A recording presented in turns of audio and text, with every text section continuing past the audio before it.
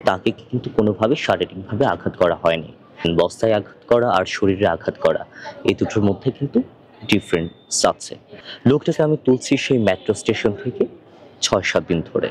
আ বিষয়টা হচ্ছে কি আমাদের যখন ডাকসু ইলেকশন হয়েছে বা যখন আমাদের প্রচারণা চলছিল তখন কিন্তু সকল প্রার্থীর মুখে, মুখে কিন্তু আম যে একটা নিরাপদ ক্যাম্পাসের যে দাবি বা ফিমেল স্টুডেন্টের যে নিরাপত্তার সেই কথাগুলো উঠেছে।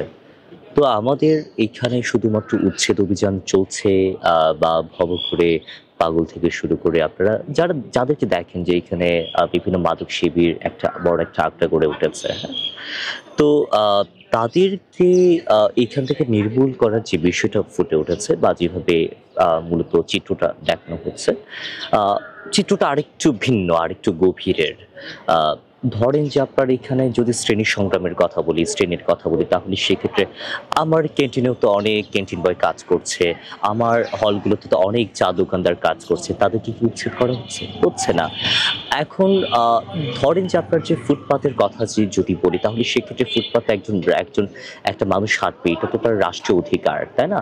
সেই ফুটপাত দখল করা সেটা তো কারোর আ অধিকার নেই। এখন সেটা শুধুমাত্র দারিদ্র্যের কথা যদি বলি, এই কথাগুলো অনেক আগেই বলে আসছি, এগুলো অনেকভাবে বলছি। যাই হোক, মূলত যেটাকে নিয়ে বিতর্ক সেটা নিয়ে যদি বলি তাহলে সেক্ষেত্রে আ যে লোকটার কথা আ বারবার আমরা দেখছি ভিডিওতে লোকটাকে আমি তুলছি সেই মেট্রো স্টেশন থেকে ৬-৭ দিন ধরে এবং আপনারা ভিডিওতে হয়তোবা খেয়াল করেছেন তাকে কিন্তু কোনোভাবে শারীরিকভাবে আঘাত করা হয়নি। আ আমাদের প্রক্টর বডির যারা ছিলেন তারা কিন্তু বস্তায় আঘাত করেছেন। বস্তায় আঘাত করা আর শরীরে আঘাত করা এই দুটোর মধ্যে কিন্তু ডিফারেন্স আছে।